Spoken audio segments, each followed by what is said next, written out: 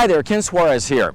If life isn't frustrating enough when you turn on the faucet, or even worse, you get into the shower and there's not enough water pressure, it's really frustrating. So the City of Lake Wales is taking on a very big project to make sure that no longer happens. Jose Perez is a man on a mission, the same one he's been on since the city hired him decades ago. My goal since I started here was to do better with the infrastructure the city has. Infrastructure like water lines. In some parts of the city, they were laid back in the 1920s. So you're telling me that some of these pipes are 100 years old? That is correct. Over 100 years old. And more than ready to be updated.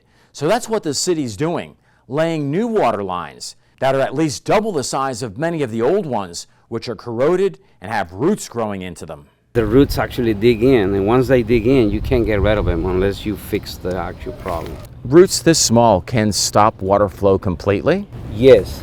Having enough water is important to Howard Davies, who loves to garden. He's impressed with how the city is growing responsibly. There's a lot of growth going on here in Lake Wales.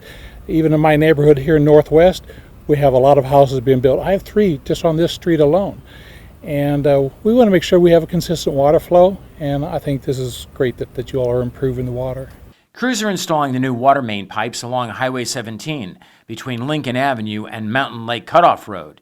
Installations are also taking place on Belleview Drive and Santa Maria Road. Even more on portions of Lakeshore Boulevard and surrounding streets in coming months.